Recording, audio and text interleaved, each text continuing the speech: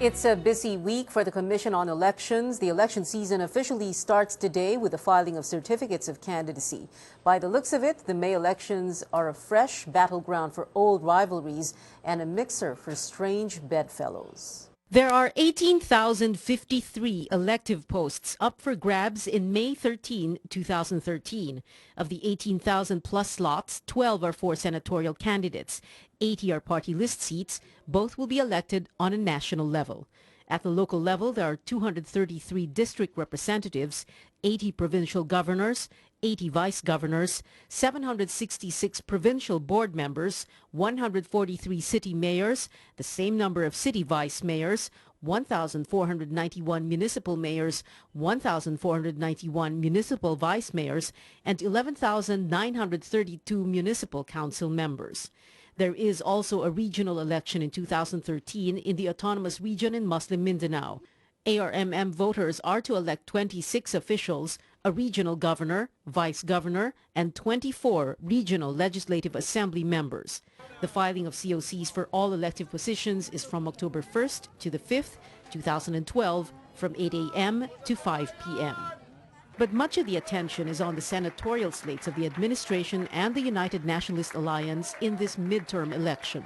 Not just because the slates are made up of the much-abused term strange bedfellows who meet each other's political needs, but also because battle lines are drawn so much clearer now. May 2013 will not just be any ordinary midterm election. People have called it by different names. A proxy war of sorts between erstwhile vice presidential rivals Mar Rojas and Jojo Binay. A test run for 2016 for one who has declared he will run for president and another who is reluctant to hint at any ambition. President Aquino fired the opening salvo this morning at Club Filipino, which has special meaning to the Liberals, as he proclaimed the administration's 12 senatorial bets covered by a coalition of 5 parties. The Liberal Party, the Akbayan Party List, the Nationalist People's Coalition, the Laban ng Demokratikong Pilipino, and the Nacionalista Party, whose standard bearer in 2010 was Aquino's most bitter rival for the presidency. The message is going to have to get clearer. Was the president aiming at Jojo Binay, his vice president, and the rest of UNA, or at former president Gloria Arroyo? UNA's messaging will have to get clearer too in the run-up to the start of the campaign. If they are the opposition, how can they remain a constructive opposition? If they're not opposition, then what are they? The messaging just might be convoluted because both slates have candidates who are supportive of the president.